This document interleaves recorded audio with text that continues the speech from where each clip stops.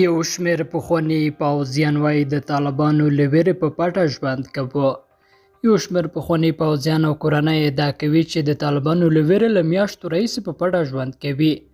دوی وایي له کلونو راهیسې د تېر جمهوري حکومت په بېلابېلو امنیتي او کشفي برخو کې کار کړی او ادعا کوي چې د طالبانو له لوري په بېلابېلو نومونو او تورونو د ګواښلو له امله د میاشتې په سر او پای کې د استوګنې ځایونه بدلوي. د تېر جمهوري نظام د کورنیو چارو وزارت یو افسر چې په پوځي برخه کې له هېواده بهر لوړ زده کړې کړي او په خبرۍ شاوخوا 13 کلۍ په دې برخه کې د افغانستان د بېلابېلو ولایتونو ترڅنګ په پلازمینه کابل کې هم دنده ترسره کړې. دا کس چې د امنیتي ستونزو له امله نه غواړي چې راپور کې نوم واخیستل شي او په جزئیاتو سره یې پېژندګلوي وشي، دا کوي چې پر افغانستان د طالبانو تر بیا واکمنېدو وروسته له شاوخوا 11 میاشتو راهیسې د ګواښونو له امله په پټه ژوند کوي.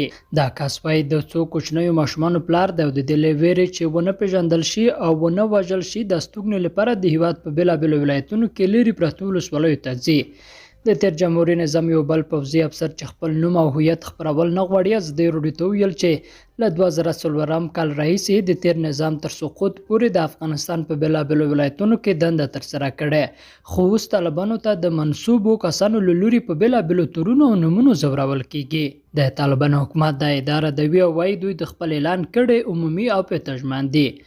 په ورته وخت کې د ځینو پخوانیو وژل شویو پوځیانو کورنۍ هم وایي د کورنۍ غړي د طالبانو خلاف د مقاومت جبهې سره د غړیتوب په تور ځورول شوي او لا درکه شوي دي. د افغانستان په ختیځ کې یوه کورنۍ ادعا کوي چې طالبانو ته منسوبو کسانو یې 9 میاشتې مخکې د کورنۍ سرپرست او ځوان غړی چې د تېر جمهوري نظام د ملي امنیت ریاست کارکوونکی ووژلی دی.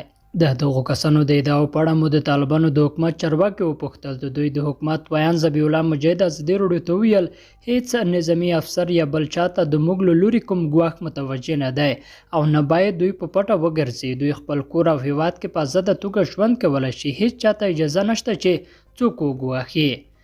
ښاغلی مجاهد وایي په کابل کې له ګواښ سره مخ کسان کولی شي له 100 شمېرې سره اړیکه ونیسي، خو په ولایتونو کې د دوی د شکایاتو اورېدلو ادارو سره خپلې ستونزې شریکې کړي.